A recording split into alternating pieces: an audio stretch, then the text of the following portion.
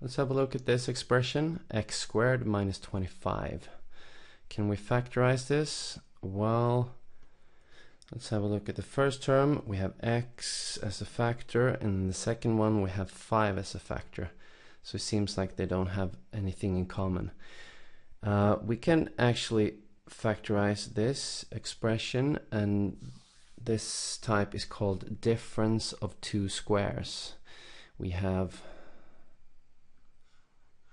a term here which is a square because it's x squared, and minus another term here, 25, which is 5 squared, 5 times 5, or 5 to the power of 2.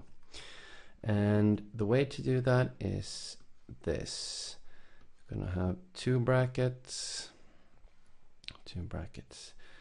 So I'm gonna write x and x, because x times x is x squared.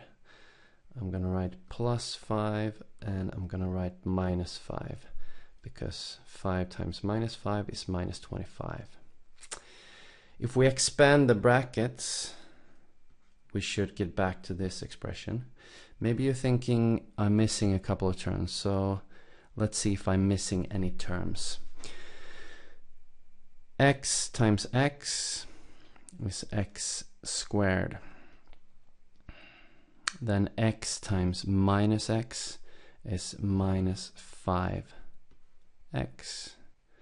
Then 5 times x is plus 5x.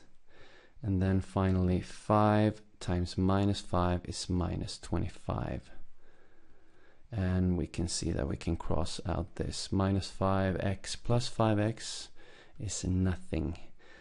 And we're left with x squared minus 25, which is the expression we started with. So it seems like we can factorize, if we have a term, something that is squared, and then minus, and another term which is also a square of something. We can factorize it like this. Let's try a couple of more.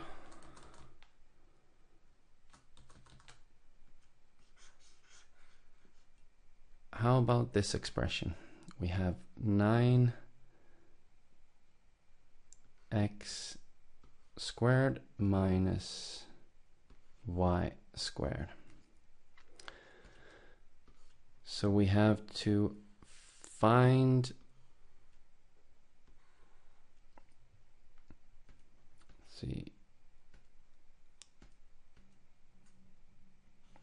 there we go. We have to find a factor in 9x squared, and that factor is going to be 3x. Why? Well, we can write 3x, everything within brackets, squared is going to be 3 squared x squared, which is 9x squared.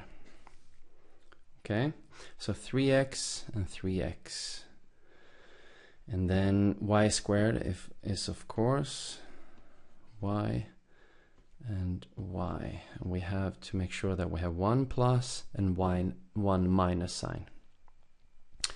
Okay, let's do one more to demonstrate this. How about 3x2 minus 12 y2.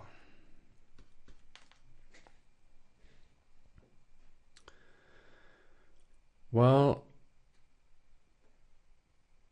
a number and then x, but then it has to be square root of 3 x. That's not really pretty.